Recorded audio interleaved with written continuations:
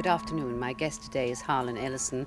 Welcome. You're not exactly a household name here yet, but with your new books coming out you may be soon. So I will explain to viewers what your publicists have told me about you. You were born in Cleveland, Ohio. You've been a lumberjack, a fisherman, a crop picker, a hired gunman, a truck driver, a cook, a salesman, an actor, editor, writer of novels, short stories and screenplays, and apparently you're also a generalised all-round gadfly to the establishment.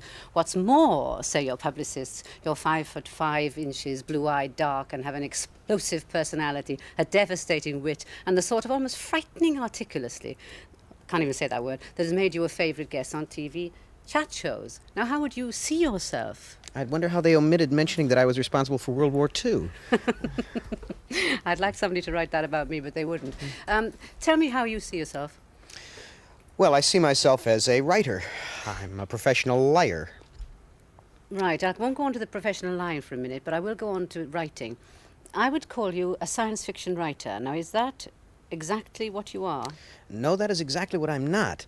The problem is that it's one of those instances of something that waddles like a duck, quacks like a duck, sheds water like a duck, but isn't a duck. Really what I write is fantasy, contemporary fantasy, in the vein of, I don't know, John Collier or Roald Dahl. I take contemporary events and kind of look at them through the lens of fantasy and see what they really mean in mythic terms, which sounds terribly pompous, but it isn't. I just really tell stories. Right, well then I've read your stories and I got very disturbed by them, and I like them very much. They have got a lot of violence in them. There is a lot of violence in the world. Now, you do describe things, though, sometimes in such a way that almost makes me squeamish.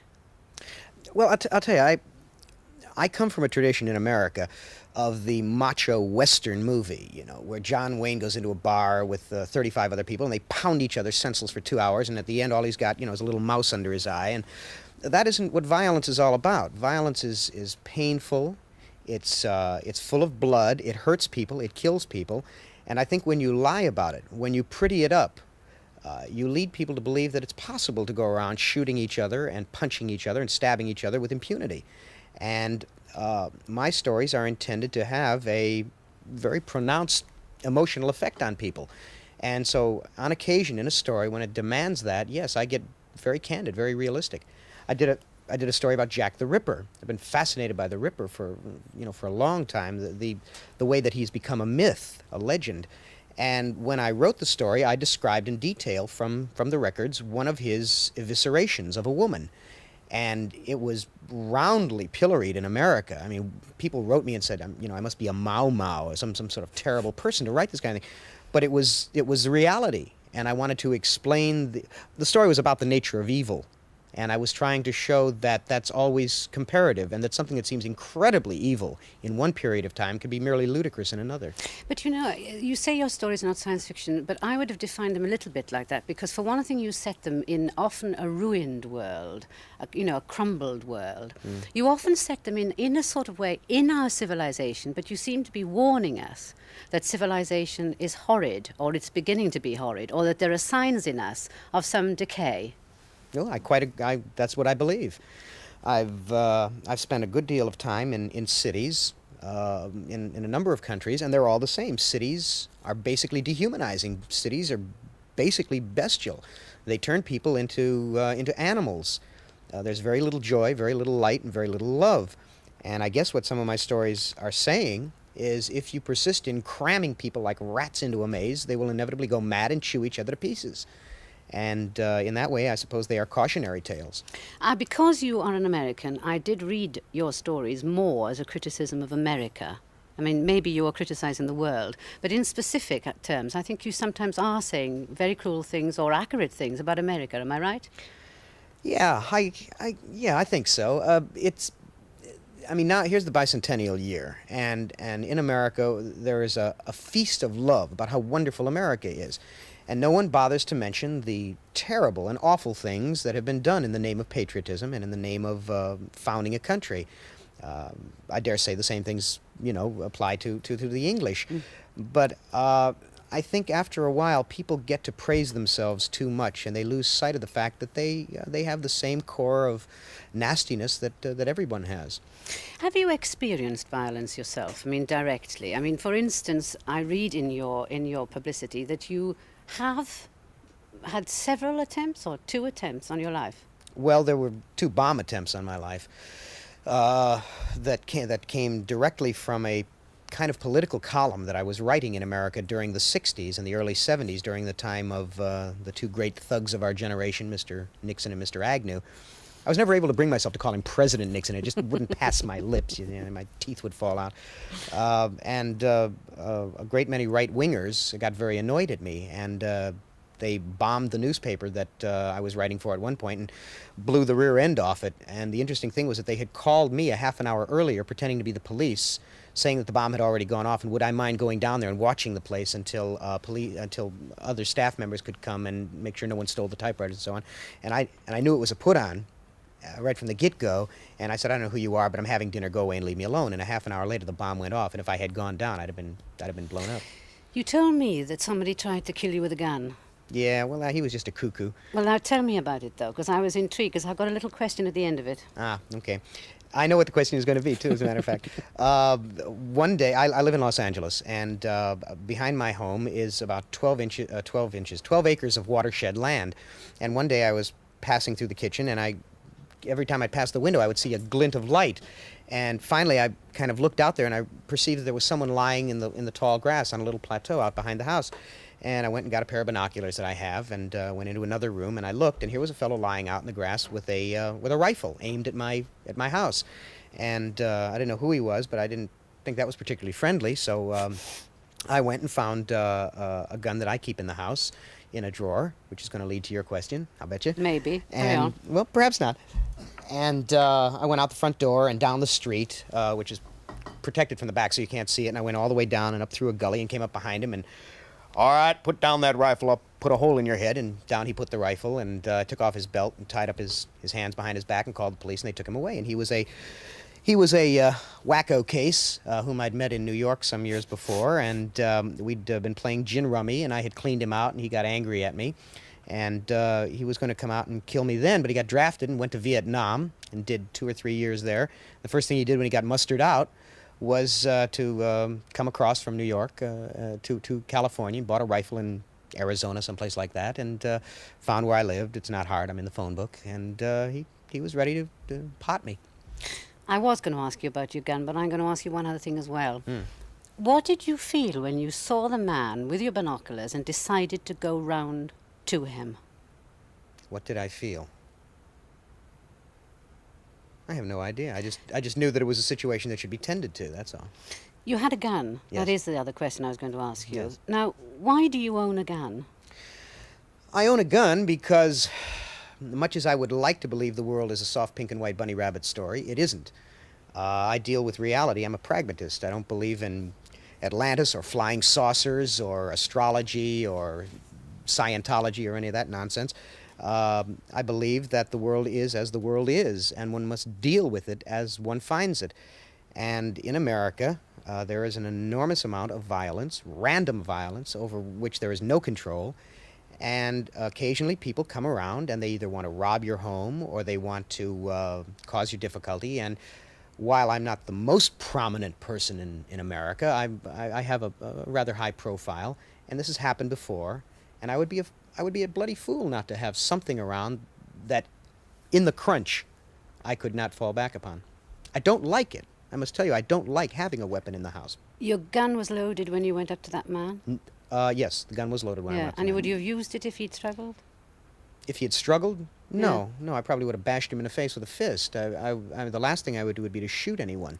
But if he had seen me coming and had turned around and started shooting at me, I suppose I would have dropped and taken good, careful aim and tried to knock him down. I don't think I'd have tried to kill him. Here's a purer than thou thought coming from me now. If I lived in America, I think one of my greatest campaigns, if I could launch one, would be to say that guns should not be owned by private people. I agree with you. I don't think they should even be owned by the police. I've gotten in trouble telling police that they should act like London bobbies and have a nightstick and not have a gun. I concur 100%. But Harlan, I'd never hear of great movements in America saying this. Well, oddly enough, there is a great movement, but there's an even greater movement for guns, and it has to do with something called the National Rifle Association, the NRA. They have an enormous lobby in Congress, and they are supported by the arms manufacturers, the munitions makers, and they have millions, I don't mean thousands, but millions of people who are members of the National Rifle Association, and these people, if a politician suddenly says, we should not have guns, there will be 500,000 letters on that man's desk the next day. They will send. They've done publicity campaigns against politicians. They have defeated politicians who have been for gun control, and it's amazing that we have the small amount of gun control that we do have in America at this point, which has come about only because of terrible things like the assassination of Martin Luther King and the shooting of George Wallace. We have controls. We do have laws. It's just that guns are so easy to come by. I mean, there are states where they're manufactured and you can just ship them right across the border and nothing is done about it. Well, when I was a kid, I lived in Ohio, which most people think of as being the rational, sane heart of America because it's right in the middle. And a great many notable people have come from Ohio, James Thurber and Milton Caniff, the cartoonist, and people like that. I lived in a town about 30 miles northeast of Cleveland, a very small town called Painesville. And I'm Jewish, and there were no other Jewish kids my age in the town, and I was constantly getting thumped. They used to knock on me like I was a door. I had to fight my way from school every day. And it was a very early education in the nature of bigotry and in the nature of hatred that has no rational background to it. And I fought ever since I was a child. And it was so bad that I had no friends. I had none whatsoever. I mean, when, you hear kids say, well, I had a miserable childhood and I didn't have any friends. But they always had one or two. I didn't have anybody. I was all alone, and it made me, I suppose, a cynical kid and a mean kid, and I got in a lot of trouble. And I always fought back, and eventually I just ran away when I was 13, ran off and started living on the road. And that's why that long list of silly jobs that I held. I mean, when you're unemployed and unskilled, I sit before you a classic example of a self-made man, thereby demonstrating the horrors of unskilled labor. Well, I was listening there with my mouth open practically because I mean, why did your parents stay in that place if you were the only Jews there? Well, circumstance, of course. I never found this out until my mother was on. My mother dies regularly. She's been dying for the last 10 years. She's about 82 years old. She keeps having these massive heart attacks that would kill a Tyrannosaurus. And one time, I keep her down in Miami, Florida, right? Where else would you keep a Jewish mother? Dorset, right? And I went to see her in the hospital in Miami Beach, and there she was with a tube up her nose and all. And she says, deathbed, I must tell you about your father. And my father died in '49 when I was still fairly young, and I never knew him very well because I was always on the road. I had run away a lot. And she began telling me the most wonderful and amazing things about how he had run booze during during Prohibition and had gone to jail for taking the rap for a guy who was also driving for him, who had 3 or 4 kids. I thought it was dynamite. I thought that was sensational. Why should she be ashamed of a thing like that? I mean, it was great. And so my dad had just gotten out of jail. And he went to work for my uncle in a jewelry store, and my uncle had the jewelry store in Painesville. And we didn't have the money to go anywhere else. I mean, he had no other place to go, and so I was stuck there. And I suppose an awful lot of the trouble was caused by the fact that I'm a big mouth. If I'd been a nice, quiet kid, and tugged my forelock a lot, I'm sure I wouldn't have gotten crushed so much. But then I probably wouldn't be writing the kinds of things I'm writing today. When did you start to write the kind of things you're writing then? Well, professionally, I've been writing for 20 years.